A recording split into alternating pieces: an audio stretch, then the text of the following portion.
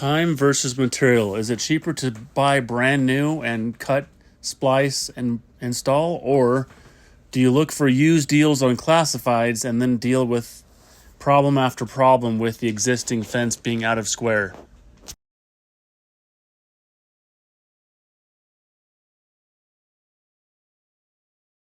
Now, for the sake of this video, the term wrought iron fence and ornamental steel fence will be used interchangeably.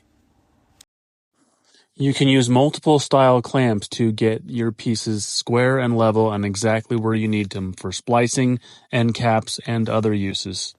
Here I use a ratcheting tie down to straighten out this piece because it was extremely out of square, but I should have put tons of heat on each of the pivots so that it bends easier instead of putting brute force on the cold steel. Please be sure to check out my other YouTube short. What are these vice grips for? They're so weird. Well, these are for clamping in hard to reach areas such as this. I'm splicing this ornamental steel fence. But as you can see, there's a channel that's hard to clamp to a flat surface.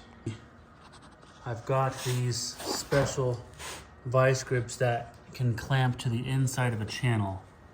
It's extremely convenient to clamp these hard to reach areas with the right tool.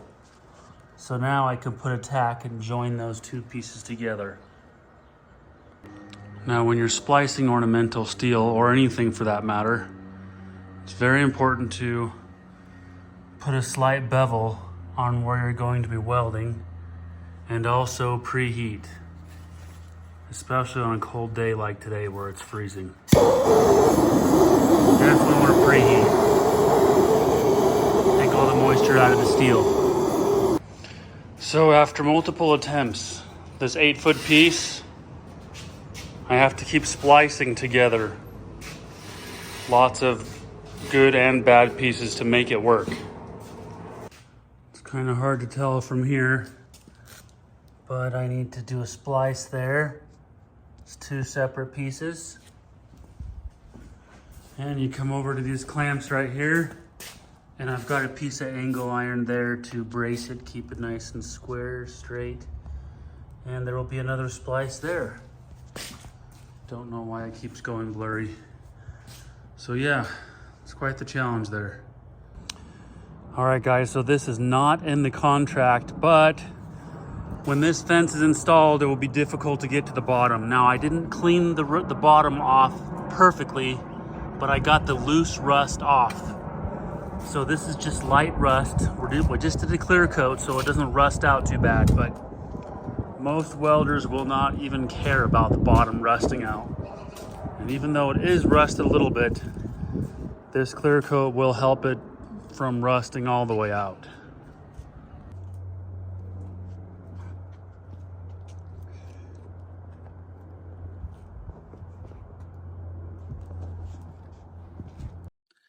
All right, I spent $670, but it's not all being used.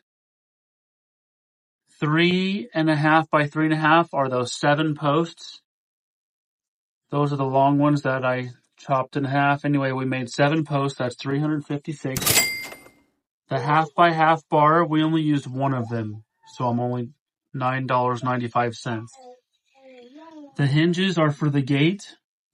So those two are going to be $11.20. Next is the weldable lock box. That's what your deadbolt and handle is. $5.95. 1.5 by 1.5. I'm only charging you for half of one of them. They're $50 a piece, $25. And then the top cap, this is the tabs. This is the top cap that I welded onto each of the tubes, or the end cap. So that's $13. So I welded the, 7 end caps. And then, yeah, all the cast iron I'm not charging you for because it's not highlighted. So all the highlighted is $4.22. Ready? Yeah.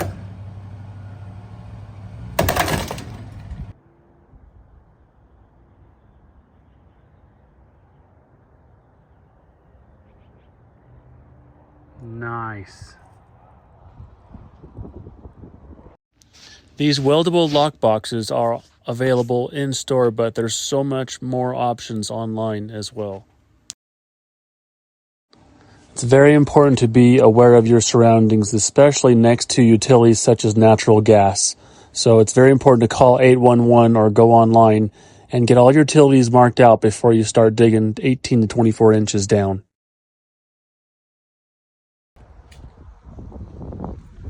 This gate was working beautifully, and then the next day I noticed it started to sag, so we eventually put in a diagonal brace.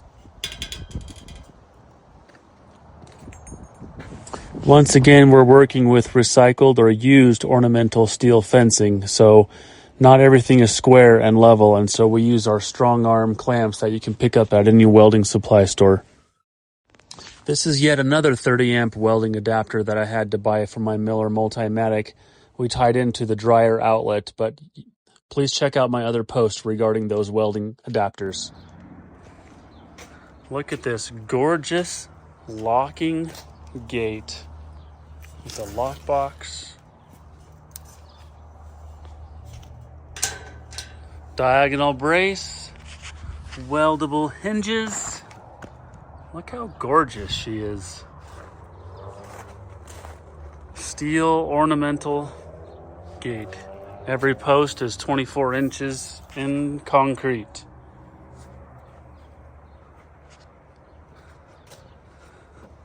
And this post is not all the way in the corner because there was other concrete there already. But there you have it, folks. Yes, the gate is not level here because the customer was more concerned about each panel being level versus matching the slope uphill.